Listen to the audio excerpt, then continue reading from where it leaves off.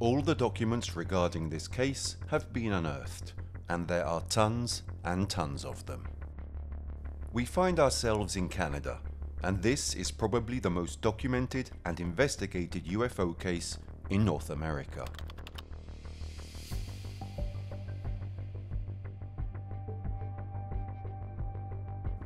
It even beats Roswell.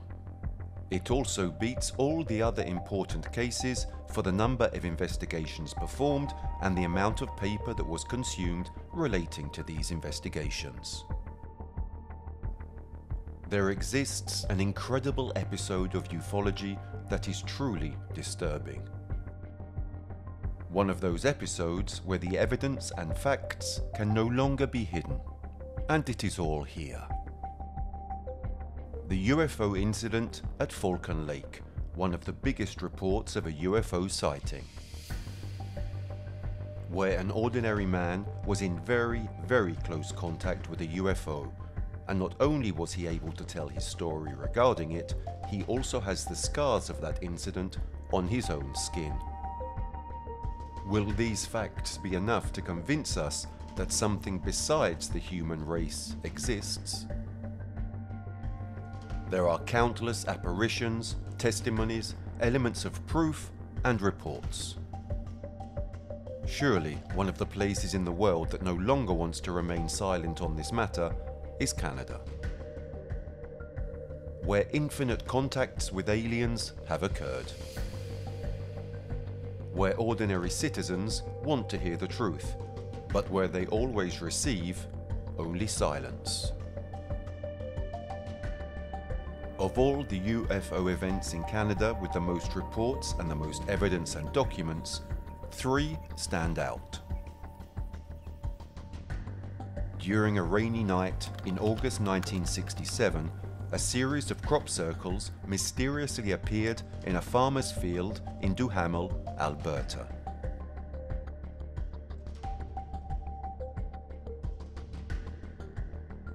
The local press was immediately notified, followed by a UFO club in Edmonton and then the national media. The 6 crop circles appeared to contain tread marks as if they had been made by a tire, but only on small portions of them. Despite this, a scientist concluded that the circles were not a hoax. They tried to prove it by taking a soil sample, but the results proved inconclusive.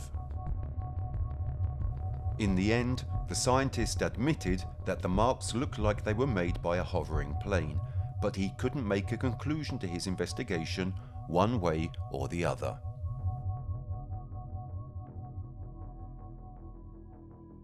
The events of the year culminated in October of 1967 with an incident in the fishing village of Shag Harbour, Nova Scotia.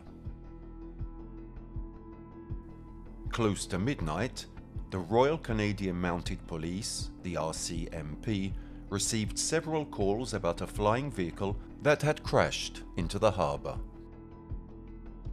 The craft let out a whistle and a bright flash, and then floated on the water for several minutes.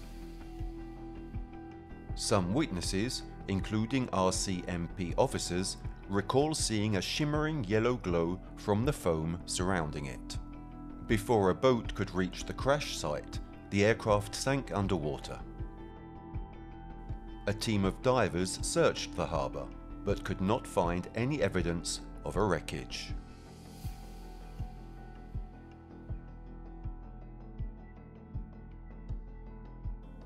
As happened in the Duhamel incident, the Shag Harbour case remains unsolved. In May 1967, Stefan Michalak ventured into the bush near Falcon Lake, Manitoba. He would come back out of the bush claiming that he had not only seen 2 UFOs, but that one of them had severely burned him and given him radiation poisoning.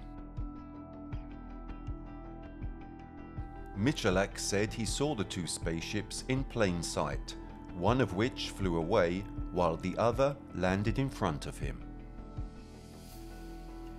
He approached the aircraft and tried to greet its occupants. Finally, it took off again, blowing hot air from an exhaust panel. This set Michalak's shirt on fire and left a grid-like burn on his chest. Authorities didn't believe his account until he showed them the site where the ship had also burned the vegetation. For years, Michalak would suffer from the burns he received on his chest, where sores would reappear intermittently. The Falcon Lake incident.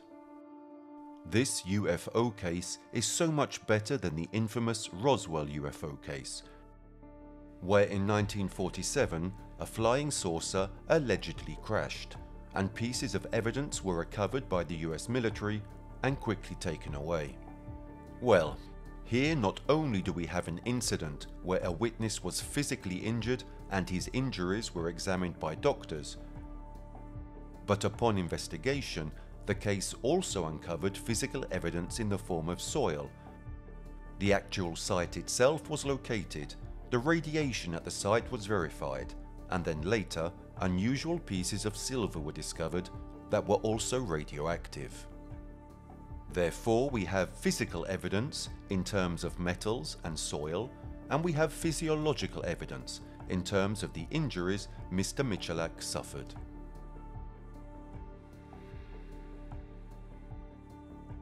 Chris Rutkowski is Canadian and has been a scientist, writer and educator since 1970.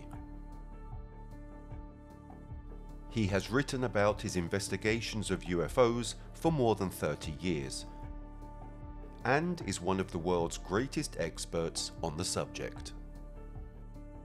Chris has been investigating and researching UFOs since 1976, and since 1976 he has filed more than 20,000 separate cases of UFO reports, exclusively in Canada, with hundreds of pages and documents to back up his research. Chris is indeed one of the ufologists who worked the most on the Falcon Lake incident and brought a lot of documented evidence to the public. We are in Manitoba in 1967. Stephen Michalak is an industrial engineer with an interest in geology, who appreciates nature and the wild. During a weekend in 1967, Stephen says he saw a flying object falling from the sky. He approached it, touched it, and was hit by an incandescent gas that burned part of his clothes. It is still possible to see the original clothes he wore that night, more than half a century ago, as well as his partly burned cap. There is evidence and artifacts that make this case extremely interesting. It is a case where the puzzle is completed with physical and visual evidence. We have a credible eyewitness, the burned ground where the incident occurred, and somebody who physically and psychologically felt the radioactive effects of something unknown.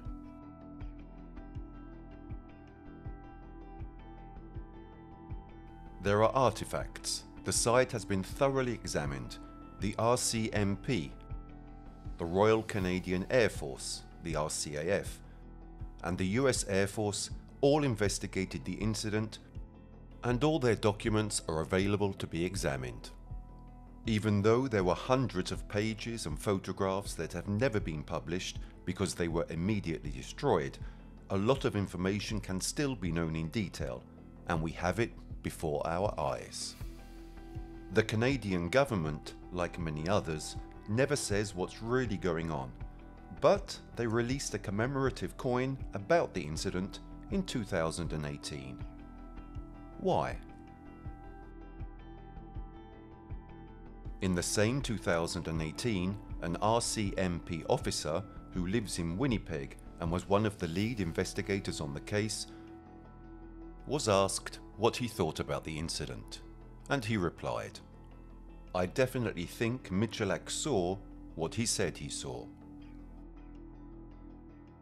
Here is where it all begins.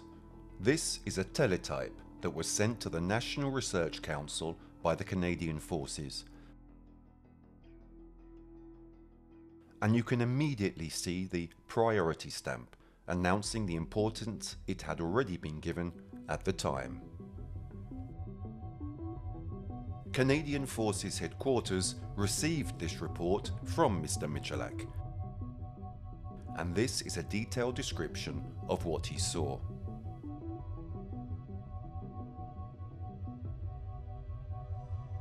On the second page, he says he heard a whirring sound and an indistinguishable voice coming from inside. He says he touched the aircraft with his left hand, and immediately the tips of his gloves started to burn. We have information of the whole story, though if we talk about the sighting place, it is very close to Falcon Lake, and while now there is horseback riding, in the years of the incident, the soil was in a completely different state.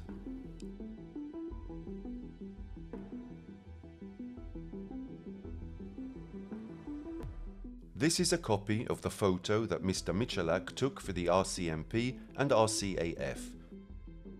You can see the muddy water and disturbed ground. He describes how all the soil was positioned at the time of the event, and how all the moss and lichen had been burned. Mr. Michalak also noticed that the spacecraft landed exactly in a point on the ground where there was an evident vein of quartz, of great value even for man. Where there is quartz, there are metals. In fact, Michalak was looking for silver and gold, and that's exactly why he was close to these mines. Is this a coincidence? What do aliens use these metals for?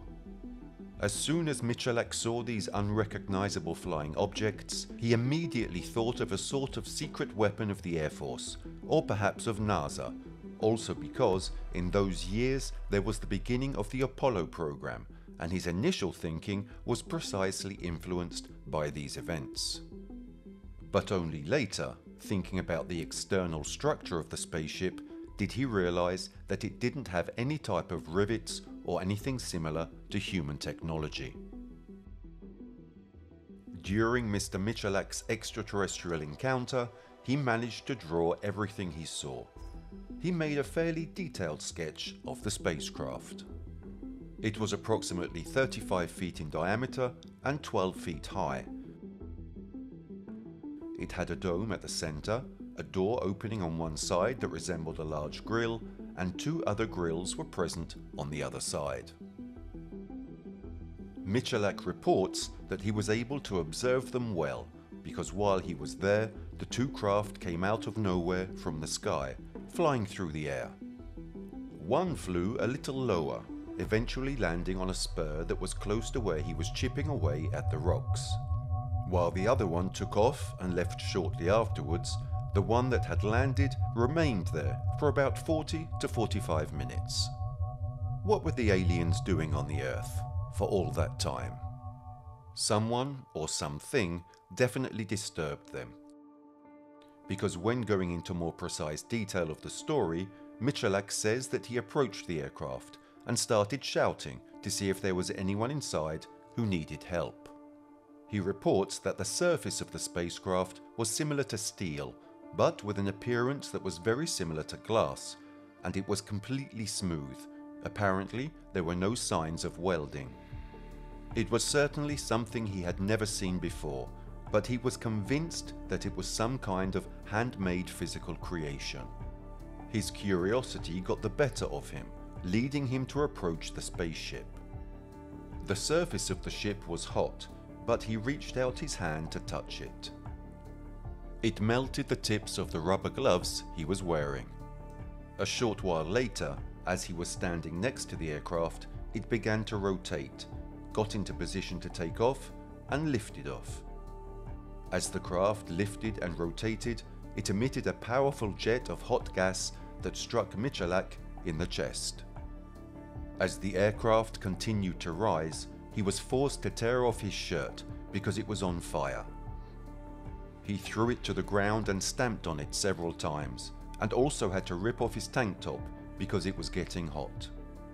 When he looked up again, the craft had already begun its ascent and was gone within seconds.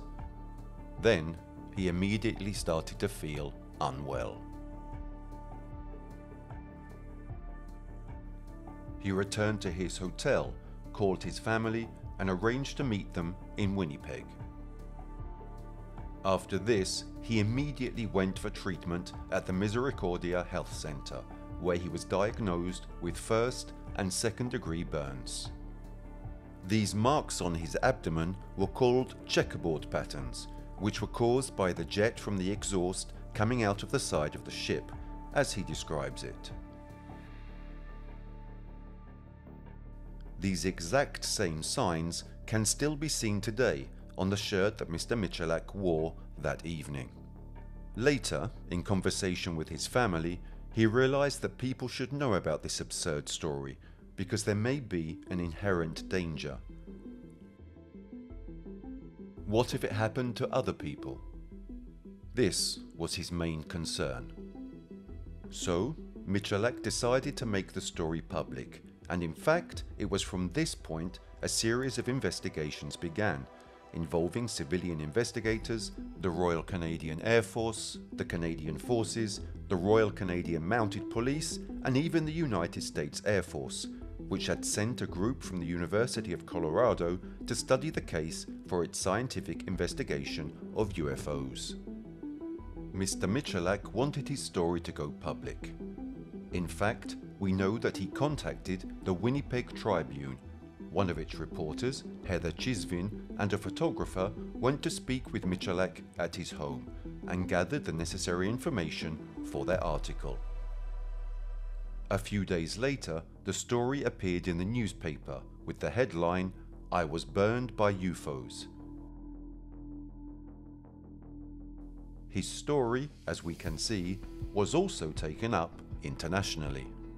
We have other original photos of this incident because, in 1967, the cover of the book My Encounter with the UFO was created with an image including all the clothes Stephen Michalak was wearing on the day of the UFO encounter. There are the gloves with burnt tips, a burnt shirt, a hat and other clothing with evident signs of burns. Returning to documents, and in this case governmental ones, Chris Rutkowski published a copy of a report between the National Archives, the Canadian Forces Operations Centre and the RCMP Crime Lab. In this report, they state that they had taken some soil samples and they found that they had a radiation value of 0.3 microcuries. Dr. Booth, in this report, describes how the radiation is from a radium source and is a possible serious health hazard, and he is sending an investigator to the Falcon Lake area. In fact, this level of radiation in Manitoba was very significant, to the point of making the stones and minerals dangerous for the public during that summer. This is an event where the facts are present and where traces of radiation have been found, in a place that has been in contact with beings not belonging to our normality, and it is something real. All of this is thoroughly demonstrated with proof. There are literally hundreds of pages of documentation. And as mentioned before, regarding this incident, Chris Rutkowski is the ufologist who has published the most evidence supported by important documents.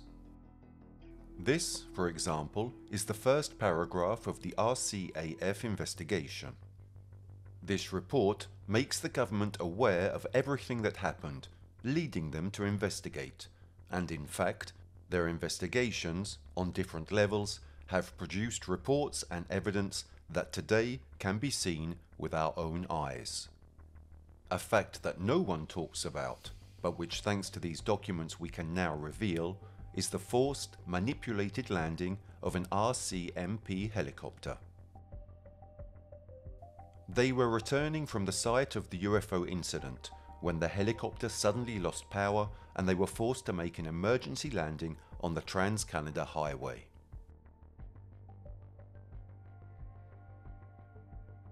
The landing was dangerous both for those in the helicopter and the cars on the highway. No one ever mentioned this event, but now we have confirmation that it did actually happen. The helicopter that was carrying UFO investigators to a suspicious area was in danger of crashing. Is all this a coincidence too?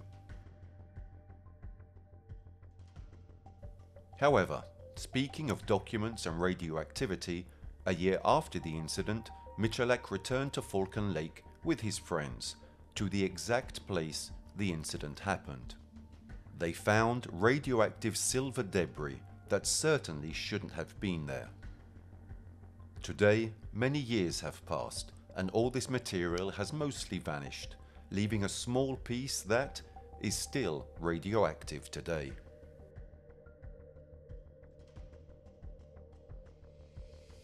The US Air Force has finally released its account of the incident regarding the unidentified flying object.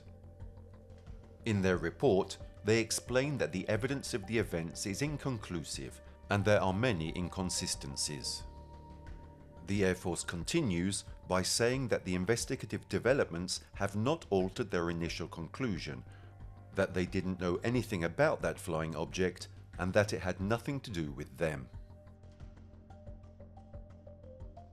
However, they conclude by saying that Mr. Michalak underwent a real physical experience, which shows the existence of an unidentified vehicle that the human race is unaware of.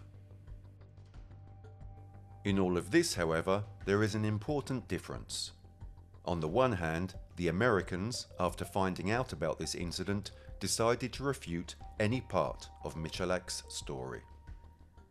On the other, in Canada, the DND and the RCMP couldn't deny the incident happened because the evidence in front of their eyes was very clear. In fact, in this report, both are unable to provide actual evidence capable of refuting the story of Falcon Lake, therefore the story of Stephen Michalak. Here we have a memo from the Radiation Protection Division where it sends a report stating, regarding the recent UFO investigations performed by the DND in the Falcon Lake area, they indicate a high level of radiation compared to the norm.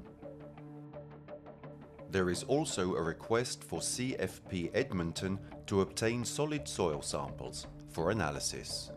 In fact, in the following years, this became a parameter method in UFO investigations because they became increasingly linked to radiation. Many other documents are in the hands of ufologist Chris Rutkowski. Documents that state how much the government remains silent to the public, but actually takes this situation very seriously. In 1967, the Canadian government began investigating crop circles.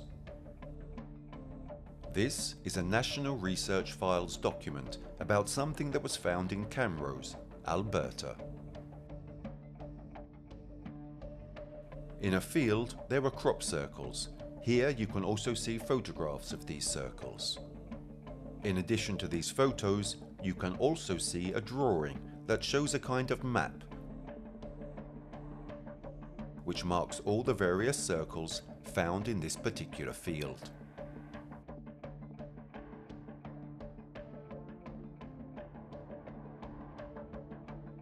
Chris Rutkowski was able to find a document called On-Site Inspection of Reputed UFO Landing Marks at Duhamel, Alberta, from the Suffield Memorandum, and as you can see, it is document number 49 out of 67.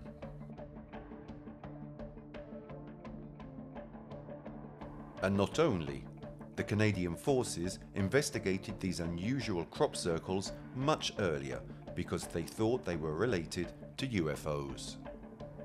We can find graphs that show us the most obvious truth.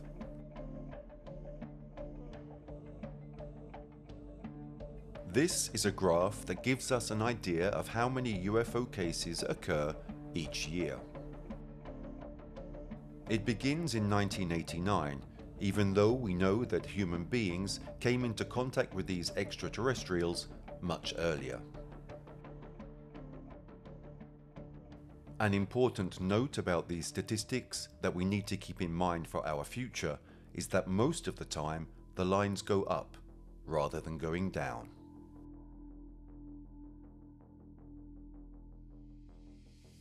Finally, to expand a little further, here is a NORAD file from 2019. It explains that during Halloween, the pilot of a China Air airline flight and the pilot of another airline saw an orange light in the sky. The Chinese pilot said he saw the light in flight, while the other pilot, who saw it from a different direction, said the light was in downward flight. They claimed this light was heading 55 miles south of Kelowna, British Columbia. On November the 1st, the next day, another similar orange light was once again seen in the sky. These are no longer just empty words, but present evidence of UFO incidents supported by documents, testimonies, and artifacts.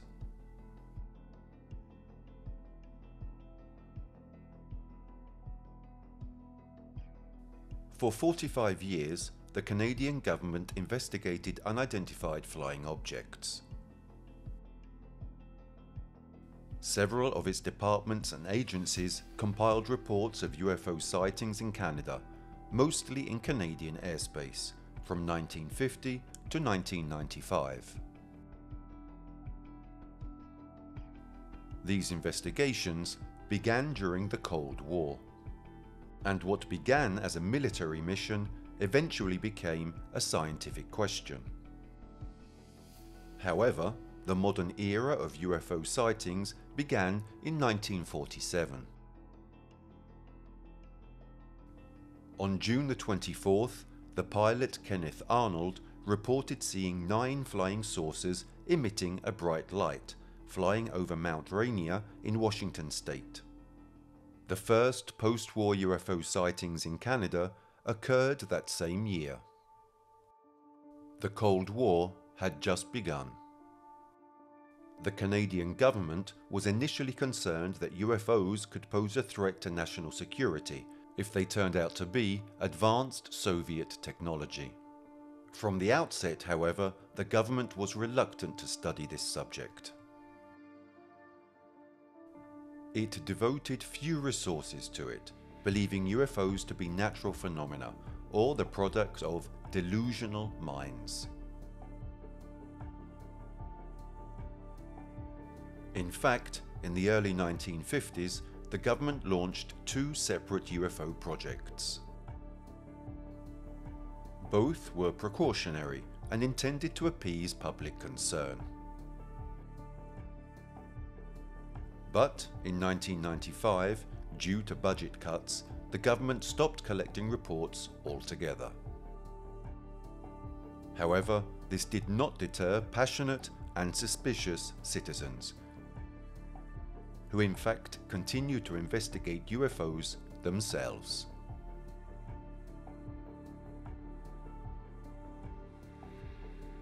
The first was called Project Magnet, which lasted from 1950 to 1954 and was born from an idea by Wilbert Smith.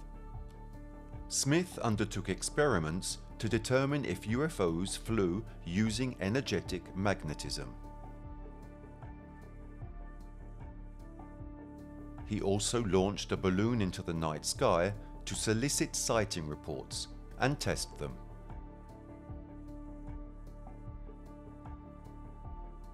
Finally, he built a UFO observatory at Shirley's Bay, a military site west of Ottawa. In any case, Smith's experiments were inconclusive. He had finally come to believe that UFOs were extraterrestrials from beyond planet Earth. And in fact, for this reason, his personal vision started to get bad publicity, and the Department of Transportation decided to close Project Magnet. The government wanted to establish an official position on UFOs. To this end, the Defense Research Council established Project Second Story, which lasted from 1952 to 1954. This short-lived committee was chaired by the astronomer Peter Millman. Millman was a UFO skeptic. In his opinion, they were not of extraterrestrial origin, and the project was a waste of time and resources. The committee didn't actually investigate any sightings. It acted only as an advisory body. It worked to standardize a form of UFO sighting. It also attempted to debunk the sightings as nothing more than misidentified natural phenomena, such as meteorites. Project Second Story concluded that UFOs, if real, are not amenable to scientific investigation. Military intelligence decided that the Soviet Union was probably not responsible for these unidentified flying objects, and it is precisely for this reason that UFOs then became a scientific matter.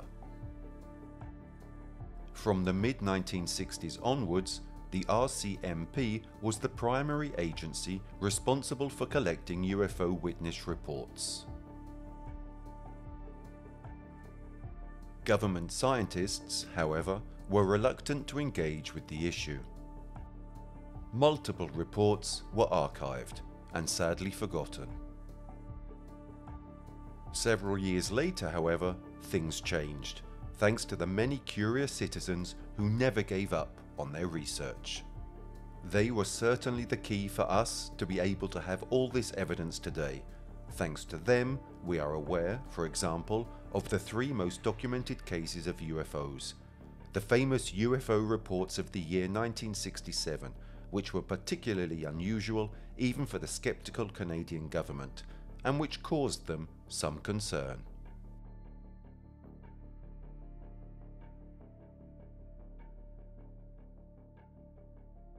The cases of the Falcon Lake incident, the Duhamel crop circles, and the Shag Harbour incident have provided not only new evidence to consider, but physical evidence to inspect, which nearly all other reports lack. We are faced with the truth, as a matter of fact. In any case, even if these 3 incidents are the most documented, the archives are, however, inundated with reports of UFO cases. In 1989, one of the initial studies was produced, which found that between 140 and 150 UFO cases had been reported in Canada alone, not only to the National Research Council, but also to private institutions, to the police, and so on. Curiously, the number has risen quite steadily since then. UFO sightings in Canada, reported each year, number over 1,000, or around 3 per day. The files at the LAC are huge when it comes to UFOs. Most of them are currently online. There is a specific site where a certain number of these files can be observed. They cover from before 1950 to the present day, almost 2,000 of them, and they are all files from the RCMP, the National Research Council, the National Defense, and the Ministry of Transport, as mentioned before. This site provides access to over 9,000 digitized documents from the government records collection. These documents include reports and investigations of UFO sightings all across Canada.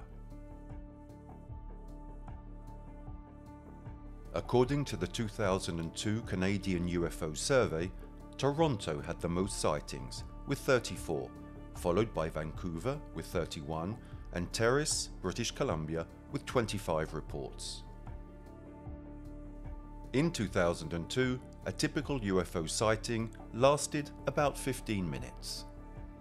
From 2007, the Canadian federal government directed all UFO sightings to Chris Rutkowski of the Ufology Research Centre in Manitoba. On July the 15th, 2018, a Canadian news site mentioned a new study conducted by Ufology Research, formerly known as Ufology Research of Manitoba, stating that there were more than 1,000 UFO sightings reported in Canada in 2017. So what is more true than all of this? Why do they keep trying to hide the truth that we can see in front of our eyes? Infinite cases, infinite documents, infinite proof.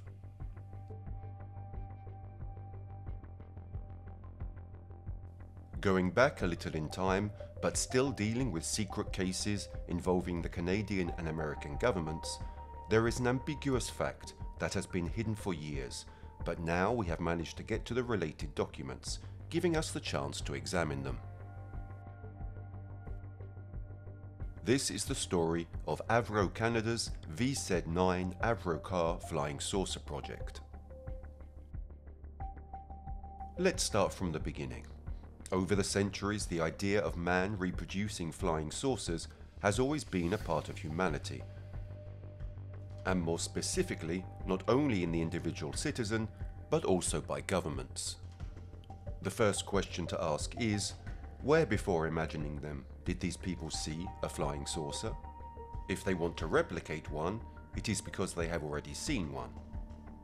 And why is the government so interested in these flying saucers? This idea of a flying car, if we want to be precise, dates back to the 1920s. Henry Ford tried to build a flying vehicle which he called the Ford Flivver, and although the project ultimately failed, a sleek two-seat aircraft called the Waterman Arrowbeal debuted in 1937. Because it was a total failure, and also due to the war in general, this idea was abandoned. But in 1953, it re-emerged during a top-secret meeting between Canadian and British intelligence.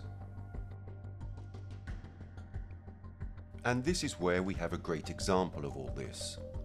It all starts thanks to a German engineer who claimed to have worked for the Luftwaffe during the war and to have worked on the construction of a flying saucer. The engineer said that the saucer was able to fly by generating a thrust cushion between itself and the ground. After discovering this news, a meeting was held with the Secret Services, where John Frost was also invited to take part, and in the meeting, the whole concept of a flying saucer was explained to him in great detail. Proof of this project, including all the drawings, through the fault of the Red Army, was unfortunately destroyed by the Germans. However, the concept intrigued Frost, and it wasn't long before Avro Canada began work on its own secret project. To explain in detail, we can start by saying that also thanks to Leonardo da Vinci's studies on birds, the airplane was born with wings, and has remained more or less so until today. But the shape of the wing and its ability to create a lifting force when hit by a jet of air is not the only method that can be used to fly. To get off the ground, one could exploit the Coanda effect, a phenomenon first used by the inventor Henri Coanda in 1910, although it had been discovered by the British physicist Thomas Young more than a century earlier. According to the Coanda effect, the jet of any fluid, such as water or air, tends to adhere to a nearby surface and follow its contours. To try this effect, just bring a spoon close to a jet of water coming out of a faucet. This effect is exploited for many applications in aerodynamics. In fact, many airplanes use systems to generate the effect by improving the performance of the wings, especially at low speeds. Precisely on the basis of this idea, between 1953 and 1958, the Canadian company Avro studied a project for a fighter plane with exceptional characteristics. Supersonic, but at the same time able to take off vertically and stop, suspended in the air like a helicopter, commonly called a flying saucer. The Avro Canada VZ9AV Avro car was a secret project developed during the early years of the Cold War at the request of the United States Air Force and the Canadian company Avro Aircraft, based in Ontario.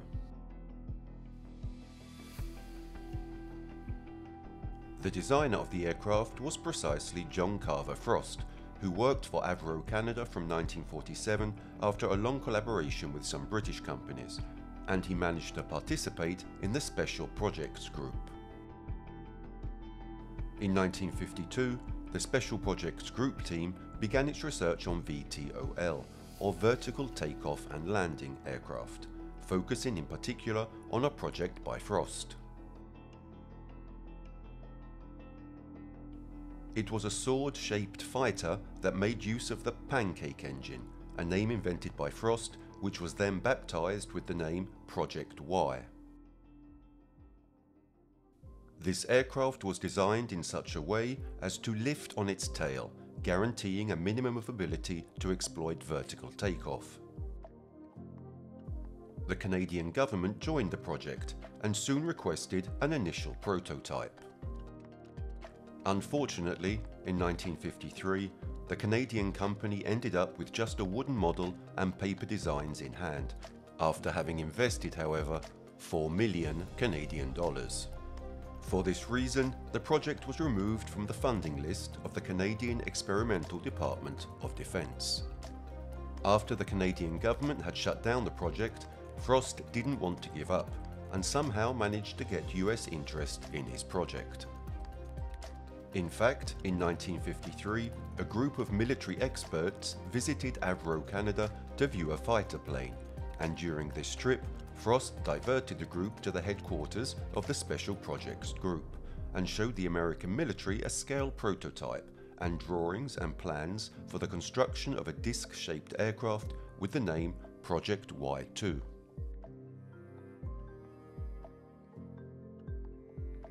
The USAF agreed to finance Frost's group, and they started a new project. They decided to rename the Project Y2 prototype as Project 1794. Frost and his colleagues began the design and construction of an innovative aircraft that would be equipped with an advanced weapon system and capable of reaching speeds exceeding Mach 2.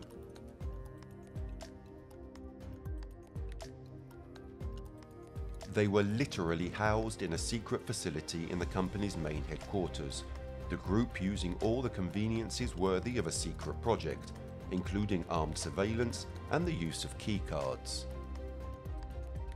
Inside this technological fortress, Frost surrounded himself with engineers and designers fed on futuristic visions. Frost chose 8 engineers to work with him to recreate what the German engineer initially illustrated to him. They started with a test model that was powered by 6 Armstrong Siddeley Viper engines that spun a central rotor. Unfortunately, the first test phase proved to be a failure, and the supersonic test model suffered large oil leaks, which caused 3 small fires.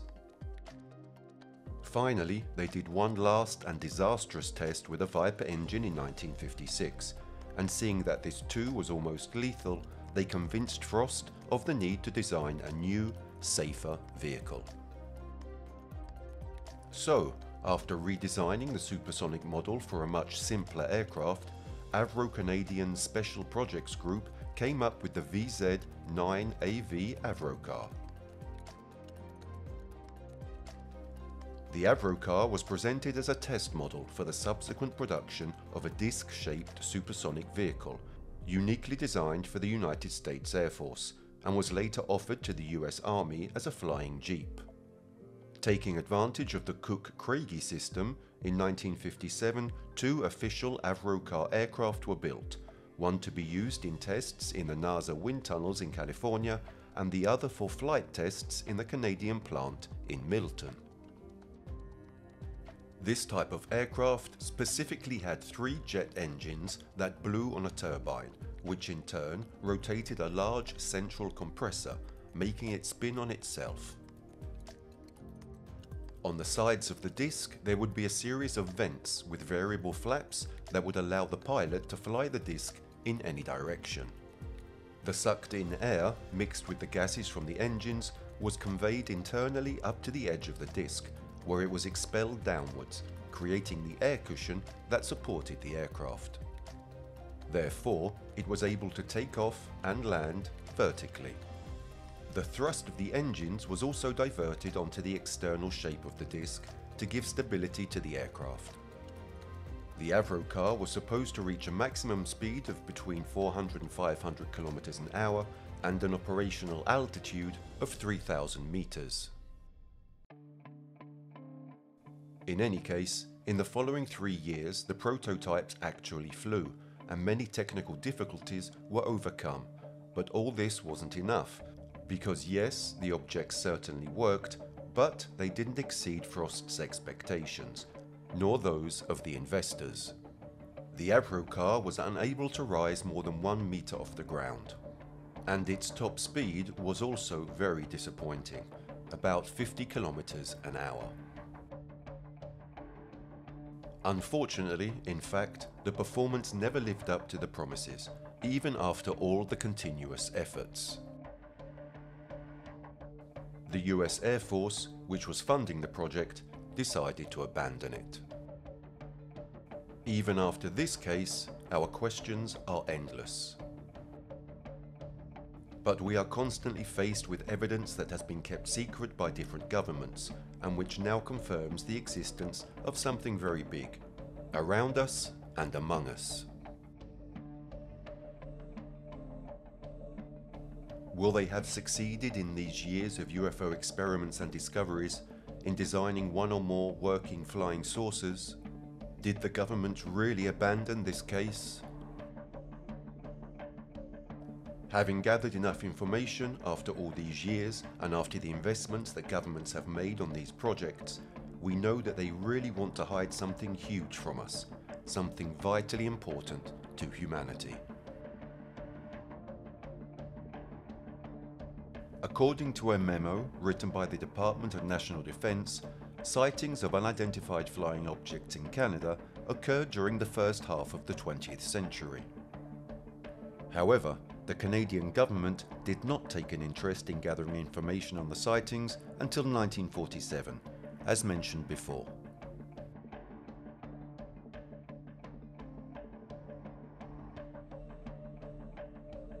But now we have many examples of documented UFO appearances, and as we know now, more and more of them in Canada. 1951, Gander, Newfoundland. On February the 10th, 1951, a US Navy aircraft flying to Iceland from the town of Gander reported a near collision with a large circular orange UFO that literally circled around the US aircraft. 1960, Clan Lake, Northwest Territories. On June the 18th, 1960, a prospector told the Yellowknife RCMP detachment that a month earlier he and his partner saw a UFO at Clan Lake, located 30 miles north of Yellowknife. According to ufologist Chris Rutkowski, the men claimed they saw a hovering object 4 to 6 feet wide that hit the surface of the lake. The RCMP investigated, but found nothing. 1969, Prince George, British Columbia. In Prince George, British Columbia, 3 unrelated witnesses reported a strange, round object in the late afternoon sky on January the 1st, 1969. The sphere radiated a yellow-orange light and appeared to ascend from 2,000 to 10,000 feet. 1975-1976, Southern Manitoba. several sightings were reported of a red, glowing UFO, sometimes described as mischievous or playful, sighted in southern Manitoba in 1975 and 1976. The UFO was nicknamed Charlie Red Star by the public. 1978, Clarenville, Newfoundland and Labrador. A single sighting of a UFO by 12 individuals in the early morning of October the 26th, 1978 occurred in Clarenville, Newfoundland and Labrador near Random Island. The object was reportedly oval-shaped with a fin on its tail.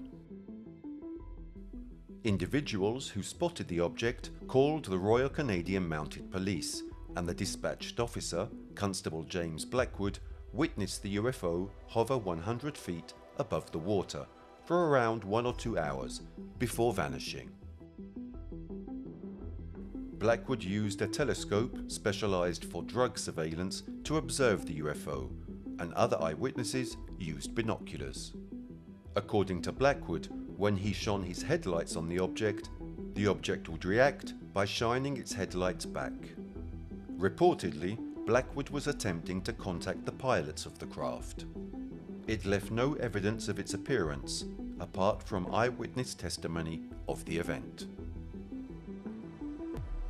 1990, Montreal, Quebec. On November the 7th, 1990, in Montreal, Quebec, witnesses reported a round metallic object of about 540 meters wide over the rooftop pool of the Bonaventure Hotel. Eyewitnesses saw 8 to 10 lights forming into a circle above them, emitting bright white rays. The phenomenon lasted 3 hours, from 7:20 to 10:20 p.m. and moved slowly northwards. While none could identify the lights, a few witnesses, according to the next day's report in La Presse, were ready to express their belief that they were visited by aliens. 1997, Trail, British Columbia. At least 2 women standing on the bridge over the Columbia River waiting for the fireworks show on the evening of July the 1st witnessed 3 small lights above them. These lights quickly took off down the river, just a foot or 2 above the water's surface. They zigzagged along the river, heading eastbound until they flew out of sight. The 2 women, who were strangers, looked at one another in awe, realizing that it wasn't part of the fireworks show that hadn't yet begun. It was still daylight. 2010, Harbour Mill, Newfoundland and Labrador. During the night of January the 25th, 2010, there were multiple UFO sighting reports in Harbour Mill, Newfoundland and Labrador. Royal Canadian Mounted Police initially stated the reports were due to a missile launch, but later retracted the statement, and the Office of the Prime Minister stated that the UFOs were not missiles. Due to Harbour Mill's proximity to Saint-Pierre-Miquelon, residents suspected French military activity, an assumption which was dispelled by an official statement by the French government, confirming there was no military activity taking place during the reported incident.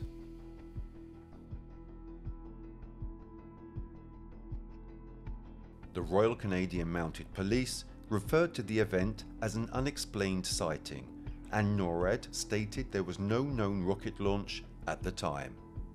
The event prompted Member of Parliament for the constituency Harbour Mill was in at the time, Jerry Byrne, to press the government for further information regarding the incident and criticise the Conservative government on its lack of transparency. 2014, Kensington, Prince Edward Island. While putting out a bonfire late in the evening of June the 4th, 2014, John Shepard witnessed unusual lights in the sky over the Gulf of St. Lawrence and captured 22 minutes of it on his cell phone.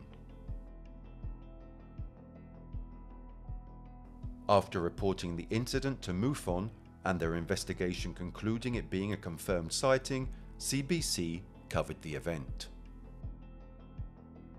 The next day, CBC released a follow-up article in which a series of alternate explanations for the event were presented.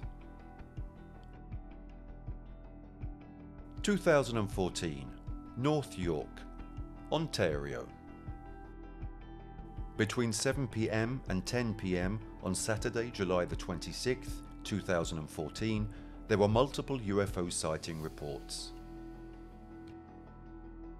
At around 9 p.m, Sarah Chun witnessed a string of 6 or 7 diagonal flashing lights in the sky from her window.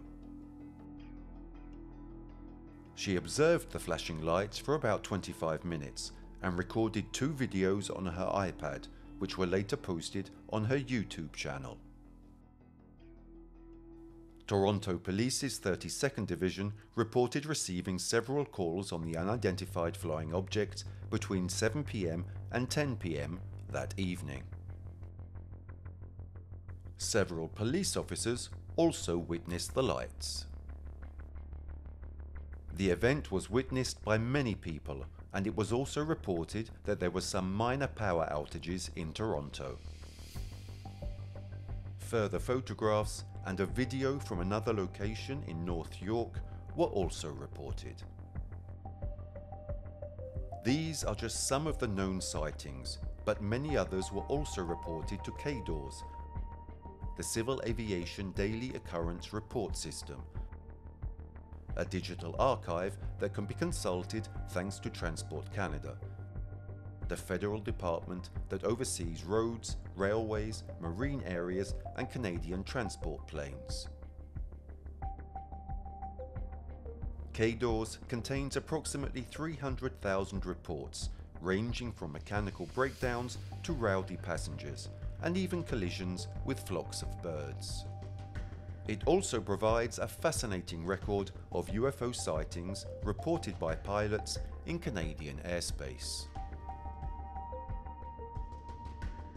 Thanks to these documents that archive all sightings concerning aerial transport, we can read about the morning of October the 21st, 2005, when air traffic controllers received a report from 4 different crews. This report involved a silvery, luminescent object that flew over Toronto at an altitude of approximately 9 kilometers, and then abruptly turned around and flew rapidly in a southeasterly direction towards Lake Ontario. Or, on the night of November the 12th, 2015, an aircraft 10 kilometers above Saskatchewan reported seeing a bright white light and warned that it was not a meteorite or other aircraft. The term UFO is used in very few cases. One case where the information changed is that of the Porter flight over Lake Ontario. An initial briefing notes that on November the 14th, a flight from Ottawa to Toronto reported passing near an unidentified object, and it is unlikely it was a weather balloon. But since 2 flight attendants were injured that day, the incident ended up in the pages of the newspapers and prompted investigators from the TSB, the Transportation Safety Board, to investigate further. Other cases have proved more difficult to explain, such as that of a Kalita Charters Boeing 747 cargo flight, which detected a sporadic flying object, estimated at an altitude of between 14 and 18 kilometers and moving at Mach 4, or 4 times the speed of sound, as it traveled over the Northwest Territories on its way from New York to Alaska on the 30th of April 2018. There has never been any doubt that they saw something anomalous, but while most reports are uploaded to CADORS within days of sightings, This case took over a year and a half to upload. Another case occurred on January the 6th, 2019, when crew assigned to the Vanguard Air Care Medical Transport reported that an inexplicably strong light followed them at the same altitude and speed over the Manitoba region where no aircraft had been reported nearby. An unclassified intelligence report proves that the Canadian military was alerted when civilian pilots encountered flying objects they failed to identify. The examples may never end, and we should already have confirmation that what is happening in our skies is real. As John Williams, a former Royal Canadian Air Force pilot, states, probably 90% of the things pilots see go unreported because they know that reporting them could have unfortunate repercussions on their career. Williams is an Air Force consultant, television commentator and airline pilot who spent 36 years in the Canadian military. He also worked as a flight safety officer for Transport Canada for more than 10 years. In fact, Williams states, "That's why I believe the claims and sightings made and reported in those reports."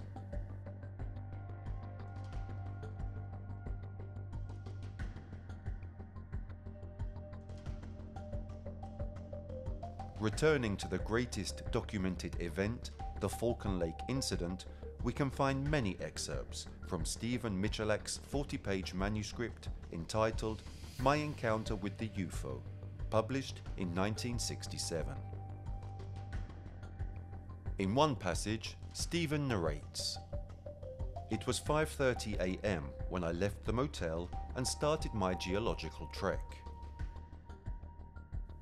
I brought with me a hammer, a map, a compass, paper and pencil, and some food to get me through the day, and I was wearing a light jacket against the morning chill.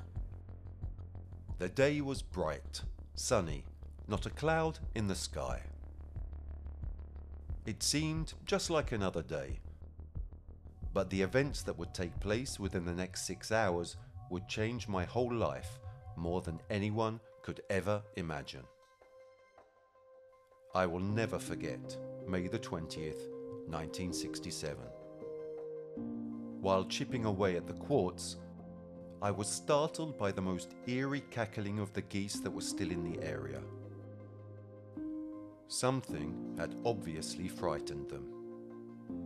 Then I saw them. 2 cigar-shaped objects with humps about halfway in the sky. They seemed to descend and shine with an intense scarlet glow. As these objects got closer to the Earth, they became more oval in shape. Suddenly, the farther of the 2 objects stopped dead in the air, while the other lowered closer and closer to the ground and landed squarely on the flat top of a rock, about 160 feet away from me.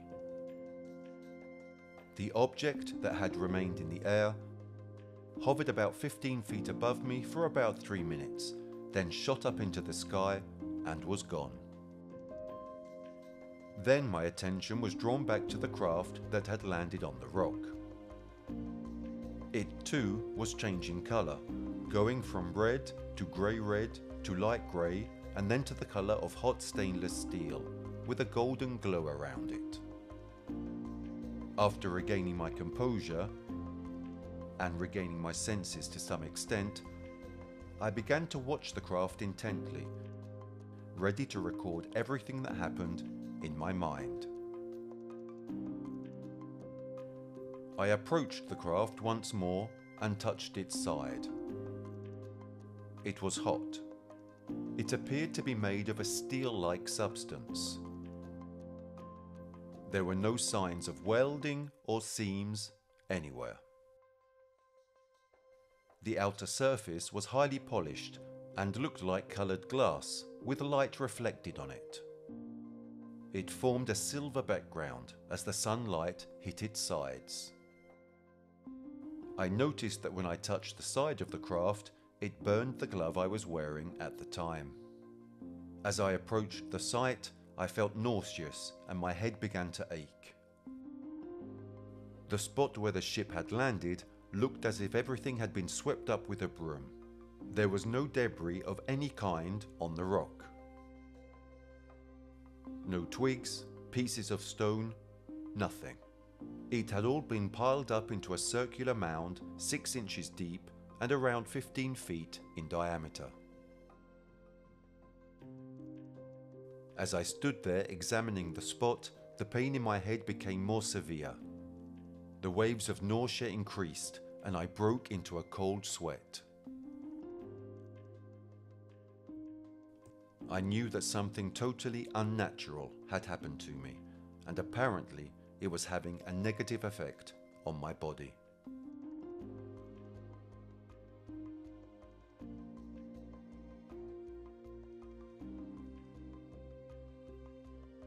Canadians have been reporting the same things over and over since the 1940s, says Hayes, an ex-pilot.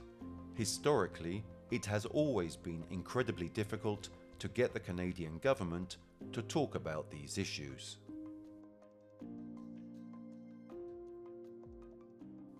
UFO investigator Chris Rutkowski has collected more than 22,000 reports over the course of 3 decades and has long since included KDOR's data in his annual Canadian UFO survey.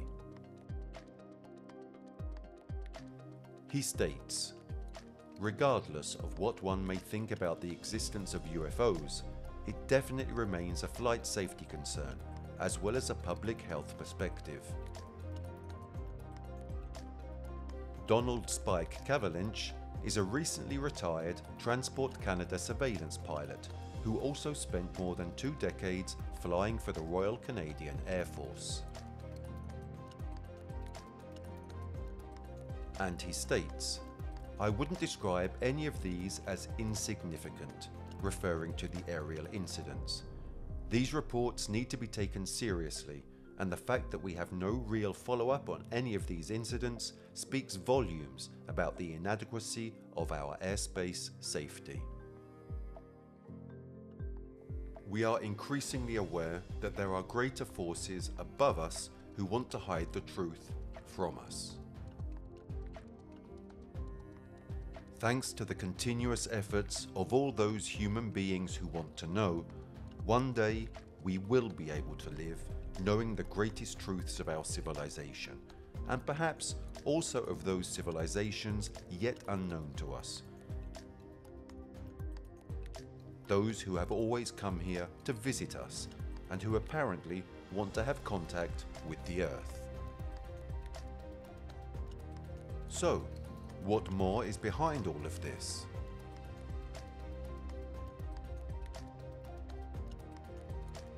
Who is behind all this? We must therefore reiterate.